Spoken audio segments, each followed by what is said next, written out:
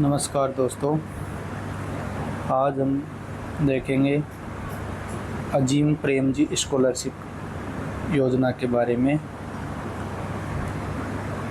Scholarship योजना है, इसके बारे में देखेंगे।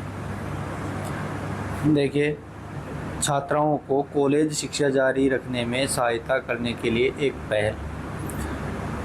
अजीम प्रेमजी फाउंडेशन भारत में शिक्षा की गुणवत्ता व समान उपलब्धता में सुधार लाने के लिए प्रतिबद्ध है।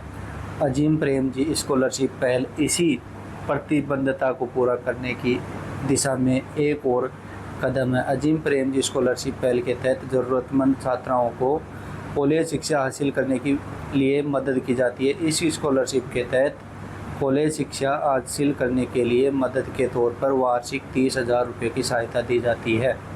ये स्कॉलरशिप छात्राओं के पहले ग्रेजुएशन के लिए डिग्री या डिप्लोमा पूरा होने तक उपलब्ध कराई जाएगी।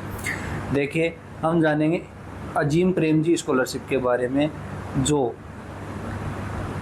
प्रतिवर्ष छात्राओं को 30,000 रुपये मिलेंगे। यानी जैसे कोई छात्रा बीए कर रही है तो उसको प्रथम वर्ष में भी 30,000 मिलेंगे, द्वितीय वर्ष में भी 30,000 मिलेंगे और फाइनल में भी 30,000 रुपये मिलेंगे। उसके बारे में हम डिटेल से देखेंगे। देखिए, पात्रता: जिन छात्राओं ने स्थानीय सरकारी स्कूलों या कॉलेज से 10वीं और 12वीं कक्षा नियमित विद्यार्थी के रूप में पास होना अनिवार्य है। यह स्कूल नीचे बताए गए राज्य या केंद्र शासित प्रदेश में होना चाहिए। देखिए, सबसे पहले तो ये जो योजना है वो केवल छात्राओं के लिए है। जो छात्राओं के लिए, वो भी उन छात्राओं के लिए है जो 10वीं और 12वीं दोनों क्लास है, जो सरकारी स्कूल से पढ़ी हुई हो।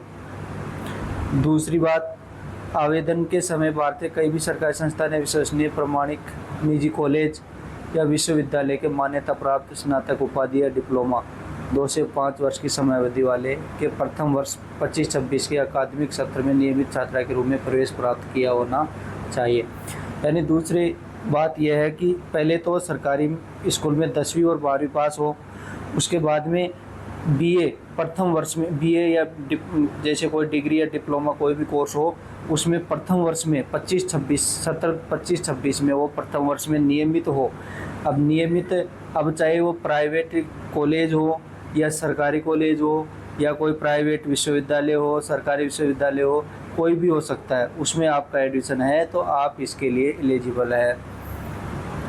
देखिए, ये इन जो राज्य और केंद्र शासित प्रदेश है, इन राज्यों और केंद्र शासित प्रदेशों में ये योजना लागू है। जैसे अरुणाचल प्रदेश में है, असम, बिहार, छत्तीसगढ़, झारखंड, कर्नाटक, मध्य प्रदेश, मणिपुर, मेघालय, मिजोरम, नागालैंड, ओडिशा, पुदुचेरी, राजस्थान, सिक्किम, तेलंगाना, त्रिपुरा, उत्तर प्रदेश और उत्तराखंड।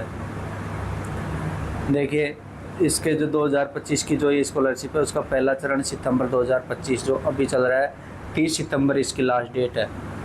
दूसरा चरण जो है वो मार्च में चलेगा, अभी इसका कोई वो नहीं है।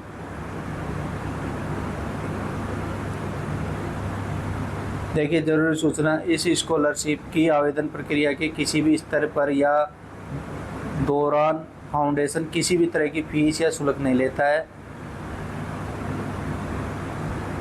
किसी भी तरह के धोखेबाजों से सावधान रहे। विद्यार्थियों की सलाह दी जाती है कि इस बारे में किसी को कोई लेन देन नहीं करे।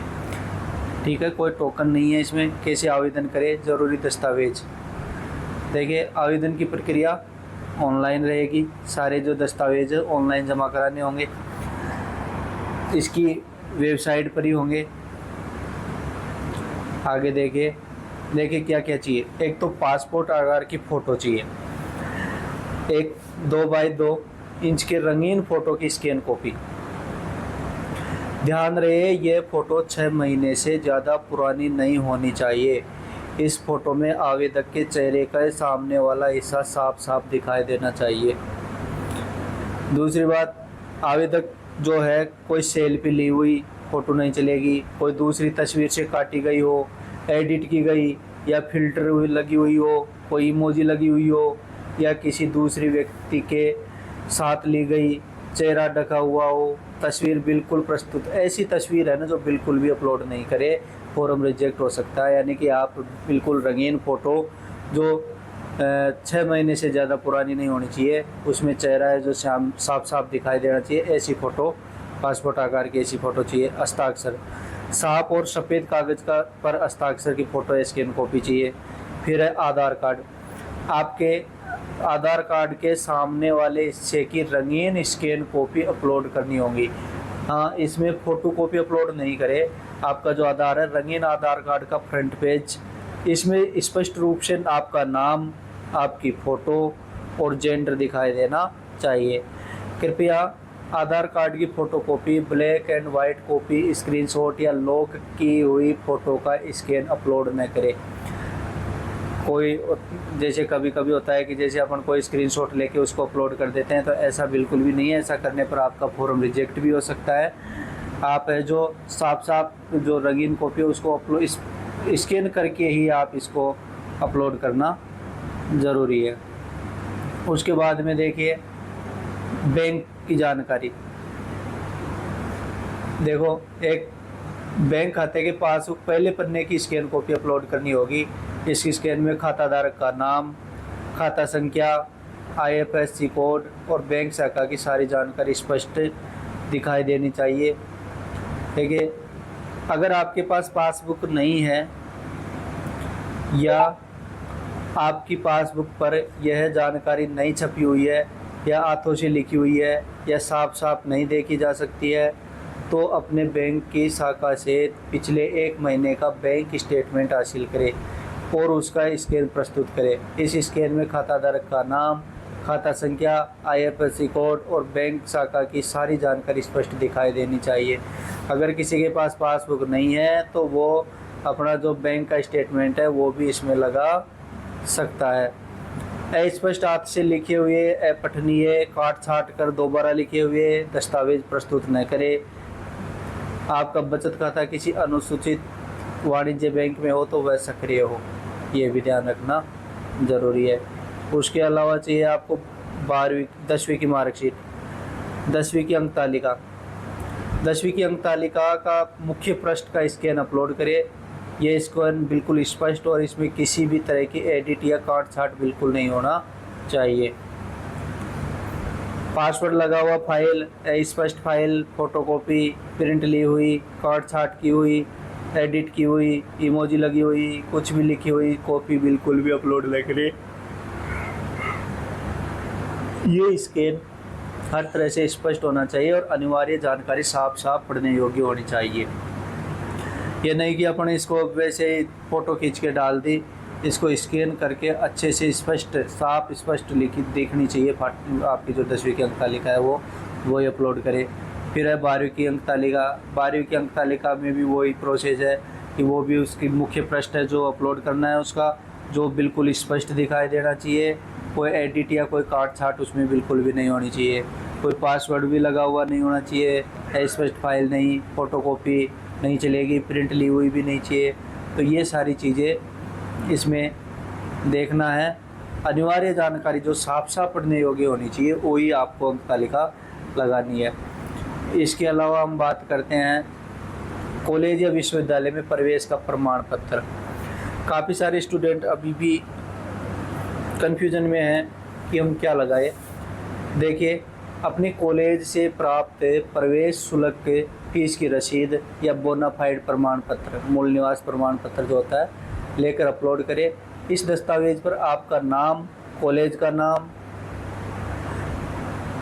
की जा रही डिग्री का नाम, अकादमिक वर्ष, कोर्स के शुरू होने की तारीख, दस्तावेज के जारी होने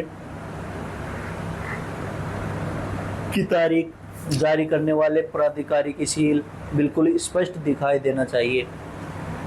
किसी भी तरह की काट छाट इसमें भी नहीं होनी चाहिए। इसमें भी कोई पासवर्ड नहीं लगे हुए होने चाहिए।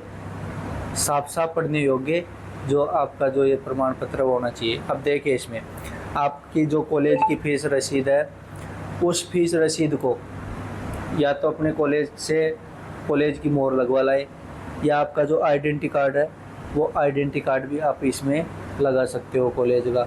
ये सारी जानकारी जो है इसमें लगी होनी चाहिए। और इसकी 30 तारीख लास्ट डेट है, 30 सितंबर इसकी लास्ट डेट है। जिसने अभी तक इसका फॉर्म नहीं भरा है अजीम प्रेम जी स्कॉलरशिप का, वो जल्दी से जल्दी इसका फॉर्म भरे। यह केवल और केवल बालिकाओं के लिए ही है, तो जल्दी से इसका फॉर्म भरे। और भी कोई अधिक इससे ज़्यादा जानकारी के लिए आप है जो हमारे YouTube चैनल लालसोट एजुकेशन को सब्सक्राइब करें, लाइक कमेंट करें, अच्छा लगे तो। धन्यवाद।